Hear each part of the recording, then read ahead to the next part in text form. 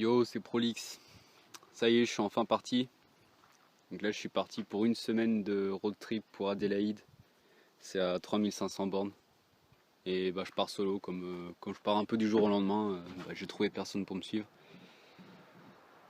J'ai un peu d'huile, un peu d'essence en rab. Ma bouffe pour la semaine. Voilà.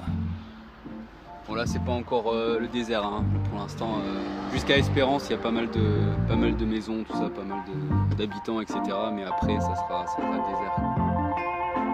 Sur bien 3000 bornes. Ouais, c'est cool.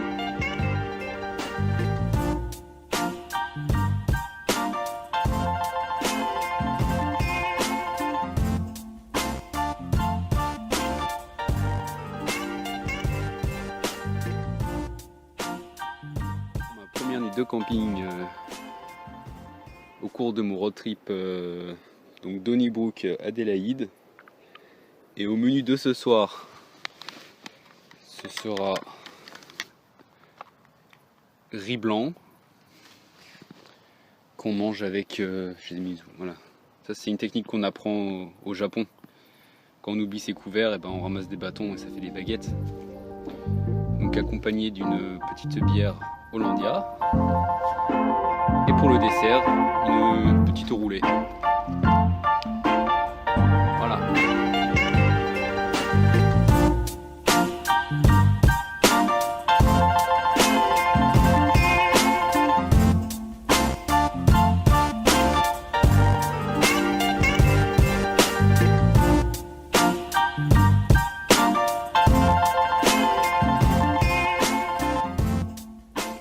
Parti pour la plus longue ligne droite d'Australie, 146 km.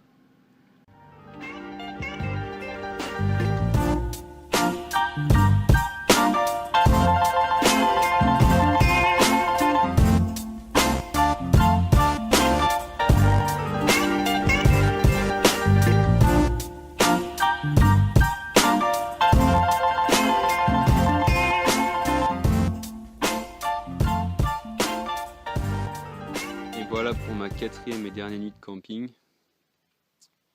Donc demain je vais arriver à Adélaïde. Donc comme vous le voyez là je suis vraiment au milieu des buissons.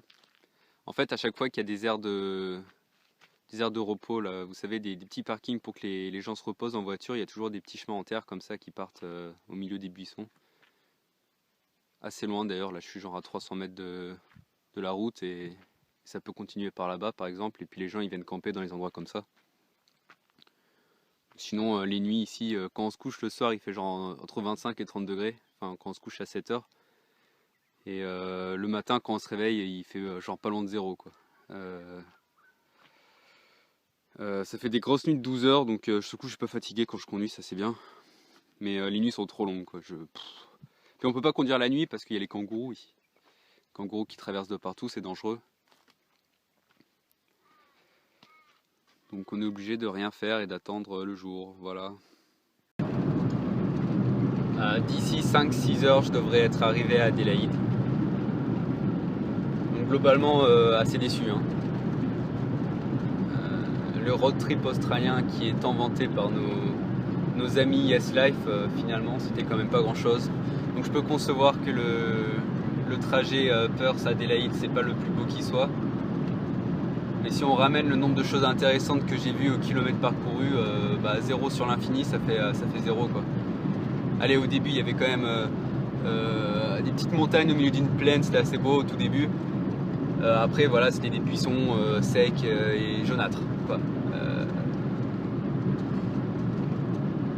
Donc vous allez me dire oui mais c'est la nature infinie, la nature à l'état sauvage, c'est beau. Ouais, c'est bien pour se rendre compte de l'immensité du pays, l'immensité ou plutôt la vacuité de ce pays. Voilà, si je devais imaginer un paysage naturel le plus moche possible, je ferais un terrain plat et je mettrais des buissons comme ça, secs et jaunâtres.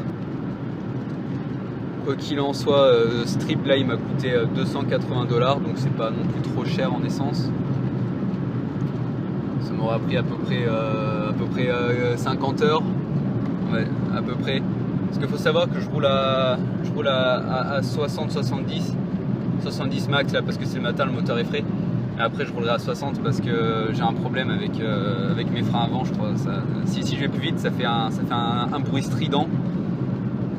Et donc là hier on était vendredi, là on est samedi, et dimanche, lundi c'est encore férié. Tous les jours là sont fériés jusqu'à mardi quoi. Des public holiday. Donc je peux pas réparer ça, donc j'ai fait la moitié de mon trip à 60-70 quoi.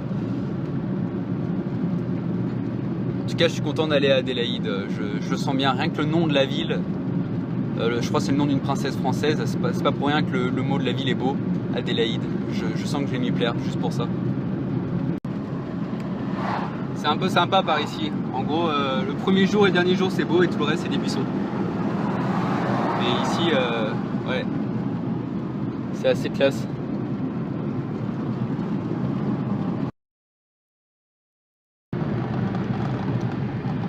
Oh les gars, là ça fait une semaine que je suis à Adélaïde, plus d'une semaine, 2 semaines déjà. Ouais, la ville est sympa, c'est assez joli, il y a des petits monuments un peu partout, c'est beaucoup plus joli que Perth. Par contre, c'est quoi, c'est des flics là-bas? Non. Par contre, niveau taf, c'est pas terrible quoi. Comme partout, comme dans toutes les villes, il y a du taf, mais pour les petits trucs au black, pour boucher ces journées à rien foutre, et ben c'est vraiment pas bon. Ils ont pas du tout la culture de Gumtree. Gumtree, c'est le site d'annonce, le bon coin australien. Et à Perth, j'avais des trucs comme ça en claquant des doigts, mais ici, ça marche pas du tout quoi. Ouais, donc j'ai fait une semaine de packing de patates et d'oignons là avec Julien et d'autres copains. Donc on était tous pris, mais moi ils m'ont donné 2 jours de taf dans la semaine, et Julien par exemple il a travaillé tous les jours. Enfin c'est vraiment un peu aléatoire, et on comprend pas trop comment il marche, puis c'est vraiment un monde de merde quoi, c'est de l'usine. Donc on fait la même chose toute la journée, on est dans une putain de salle avec du bruit et des machines et tout.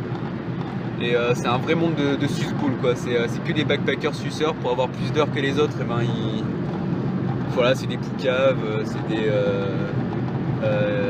ils essayent de se montrer importants, donner des ordres, à rabaisser les autres. Bon. Je suis bien content de m'être barré, et là maintenant je vais piquer des fraises, super. Voilà, donc là je déménage, je repars d'Adélaïde, là je suis à 1 heure d'Adélaïde en fait, je vais là. Et donc on va ramasser des fraises au rendement. Ça, voilà, je vais être un peu à l'air libre, sentir la fraise, bouffer des fraises. Je suis très content.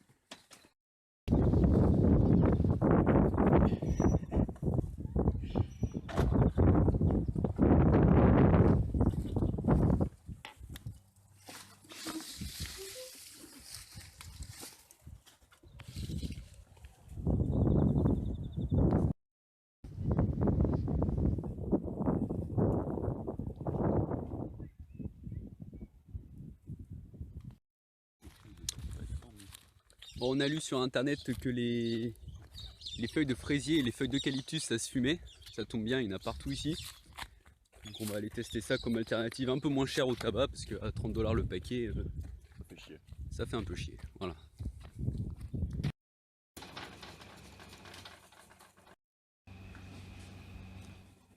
Profil de l'eucalyptus.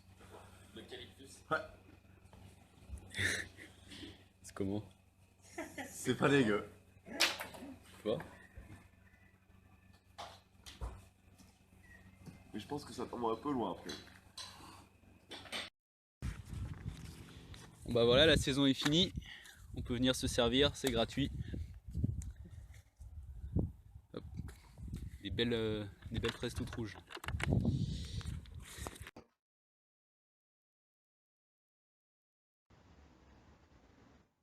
Alors donc depuis que je suis ici, vraiment je m'éclate, c'est très détendant, on travaille pas beaucoup, c'est super paisible, calme, dans la nature un peu. Génial. Donc on était censé travailler encore 2 ou 3 semaines avant la fin de saison, et moi j'avais prévu de rester jusqu'au bout de la saison parce que je me plaisais bien. Et ce matin, donc comme d'habitude, on s'est levé pour aller travailler à 5h30. On a mis notre tenue de travail, les bottes, et on est parti travailler en poussant notre vieux chariot dans la boue, là. Et donc tout était normal, voilà, il y avait plein de fraises dans les allées. On a commencé à travailler et au bout d'une heure, il y a un superviseur qui est arrivé et qui a dit stop picking, la saison est terminée. Donc il y a personne qui s'y attendait, il y a personne qui comprenait d'ailleurs. Il y avait tous les Chinois, même les superviseurs, ils en savaient rien. Donc ils se regardaient tous. C'est une blague, c'est pas une blague. Voilà. Fin de saison, en gros, tout le monde dégage, quoi. C'était clairement ça. Donc voilà, tout le monde. Enfin, pour beaucoup, on habitait là, on n'avait rien prévu derrière. Donc la question c'est on fait quoi, quoi. Enfin, tous les piqueurs virés. Maintenant, on fait quoi? Il y a plein de gars qui venaient d'Adélaïde, donc ils ont fait 1 heure de caisse pour venir, et eux, les pauvres, genre, ils ont même pas remboursé leur essence pour venir. Et il y en a, c'était leur premier jour de travail. Pour leur premier jour de travail, ils viennent, travaillent 1 heure et ils sont encore à la rue, quoi. Enfin, je suis quand même assez impressionné par le niveau de fils de puterie du manager ici, quoi. Et voilà, maintenant je suis à Renmark, donc c'est pas très loin, hein. Je suis venu ici parce que il y a la saison des oranges qui commençait et puis c'était pas loin, et puis le picking c'est un taf qu'on trouve un peu en claquant des doigts, donc c'était pas prise de tête de venir ici. La semaine dernière j'ai bossé pour un gars, on piquait un peu de tout, on faisait citron, potiron, orange, kaki, enfin plein de trucs. Et je me suis barré parce que c'était vraiment pas bon. Le logement était dégueulasse, c'était une ferme à chier. Enfin bref. Et le problème c'est qu'en piquant les potirons, vous savez, on a un sécateur et il y a des grosses tiges super grosses. Et j'ai chopé une tendinite à force de couper trop vite. Clac, clac, clac, clac, clac, comme ça en forçant trop fort, ça faisait toujours pression au niveau de ma paume. Et donc voilà, j'étais au rendement, donc je me déchirais même si ça faisait mal. Et donc j'ai gagné 80$ en 5 heures en me défonçant, en chopant une tendinite. Et après je suis allé chez le médecin et la consultation m'a coûté 80$. Et en plus maintenant je suis obligé de piquer à une main parce que j'ai une main qui est handicapée. Pour une semaine au moins. Donc je pique à une main toute la journée là, comme je monte, hein. Vraiment je triche pas, je suis vraiment comme ça toute la journée. Hop, hop, une main dans la poche. Et des bines comme ça là j'en fais 5. Donc 200$. Pendant 7h30. Je fais ça, voilà, toute la journée. Et le pire c'est qu'il y a plein de gens. Il y a vraiment la plupart des gens ils font moins de bines que moi. Alors que je fais juste ça toute la journée. Et je triche pas, hein. Et les gens ils disent ouah tu vas trop vite. Alors que je sais pas, je vais pas vite du tout quoi. Enfin, c'est un des mystères du picking ça. Je vous avoue que j'ai flippé en voulant la prendre celle-là.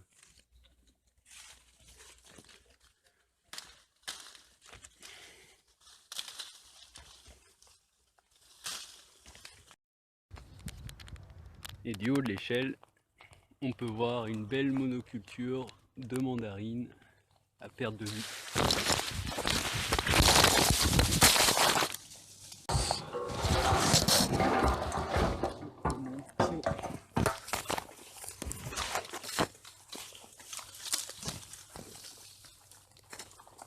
Et donc du haut de mon échelle, on peut voir une belle monoculture de mandarines qui s'étend à perte de vue. Donc ouais, les mandarines c'est pas un fruit que je recommande, hein. Et les agrumes en général, donc ça soit orange, citron, clémentine, tout ça, c'est un peu de la merde.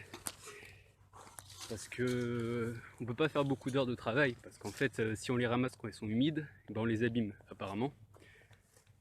Et comme c'est l'hiver, le matin il fait froid, donc on peut pas commencer à travailler avant en général 9h30.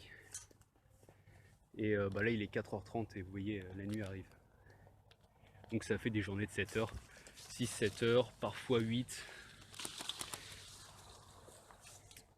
Et ouais, sinon il y a des piquants partout dedans.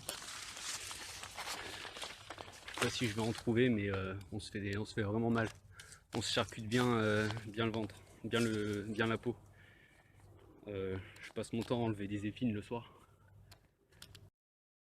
Voilà, j'enlève mes gants, qu'est-ce que je vois? Une épine que je viens d'enlever. En principe, j'en ai absolument partout. Là, là. Bref. Ça c'est mon gantelet de protection fait maison, avec une chaussette dans laquelle j'ai fait des petits trous au bout. Donc on peut voir qu'on rentre assez sale du travail. Là c'est mon pull qui est tout déchiré. Là aussi. C'est pas des épines de PD. Bon, comme vous pouvez le voir, aujourd'hui il pleut. Et quand on fait du picking, bien souvent, jour de pluie implique jour de repos. Car personne ne veut travailler sous la pluie.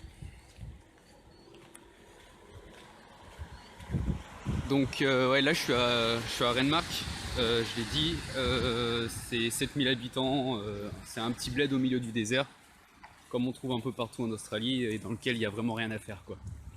C'est terreux, plat, et on s'y fait bien chier, c'est mort. Ouais, et souvent je dis qu'est-ce que je dis? Je dis, ouais, j'aime pas l'Australie. Ce qui est vrai. C'est même pire que ça, je chie littéralement sur ce pays, quoi. Et sur ses habitants au passage. Et c'est pas pour ça qu'il faut me dire toujours ah mais c'est horrible Prolix, mon pauvre, pourquoi tu rentres pas en France, pars de ce pays si t'aimes pas, faut pas être malheureux, blablabla. Mais en fait c'est pas parce que je n'aime pas ce pays que je suis dépressif ici, quoi. Au contraire, je passe des très bons moments, je rencontre beaucoup de gens, je découvre un pays. L'ambiance backpacker en Australie, on m'a quand même beaucoup vanté ce paradis sur terre qu'est l'Australie à plusieurs reprises, et donc je suis content d'avoir expérimenté tout ça, aussi d'avoir fait du travail intensif d'esclave. C'est quand même une expérience humaine enrichissante. Et en plus avec tout ça, je gagne beaucoup d'argent, donc j'avais plus d'argent après le Japon, donc c'était une étape nécessaire, et ce voyage en Australie est en fait très important dans ma vie, quoi. C'est une année très importante, au même titre que l'été le Japon. Alors ici c'est le centre de distraction de Renmark. Donc là je sais pas pourquoi ils y sont pas, mais d'habitude il y a pas mal de bateaux ici. Donc par exemple un bateau bar, un bateau touriste pour aller voir les koalas, parce qu'il y a pas mal de koalas dans les eucalyptus par là-bas.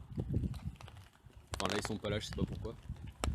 Et donc là on a le Renmark Hotel. Donc en fait il y a un restaurant dedans qui est vraiment pas cher et qui est blindé le week-end. J'y vais des fois parce que c'est pas trop cher, on a salade bar illimitée. La pizzeria là-bas, le magasin de surf. Alors je sais pas où c'est qu'on peut surfer ici, mais... et là-bas il y a le Renmark Club. Donc il y a voilà, un bar, resto, petit casino avec des machines slots. C'est pas mal parce on peut jouer genre juste $1 et puis il y a une machine à chocolat chaud.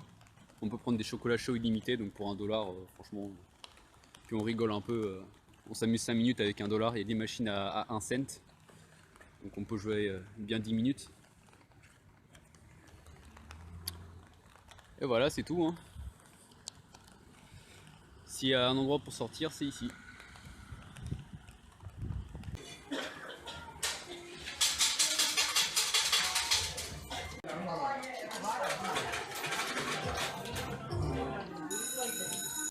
Et sinon, on me demande aussi quand est-ce que je quitte l'Australie, qu'est-ce que je vais faire après. Donc là mon visa se termine fin septembre, donc je vais rester jusqu'au bout de mon visa, je vais profiter jusqu'au bout de l'Australie. Par contre je resterai pas plus longtemps, hein. On peut faire une deuxième année en Australie, mais moi ça m'intéresse pas, j'aurais déjà fait 1 an, ça m'aura suffi.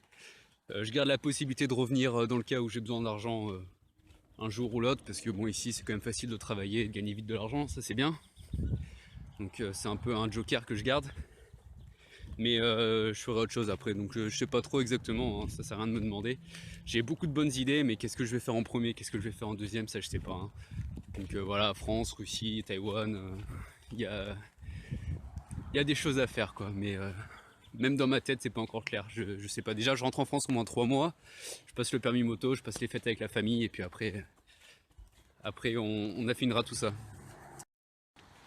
Et n'hésitez pas à me dire ce que vous pensez de mes nouvelles chaussures à $10. Voilà, pour être beau. J'ai mis ça pour aller au casino tout à l'heure. Mais des belles chaussures. D'ailleurs au casino, j'ai pu jouer pendant au moins 30 minutes parce que j'ai touché pas mal de jackpot avec mes 1 $. Donc 30 minutes de distraction, un café et un chocolat chaud pour 1 $.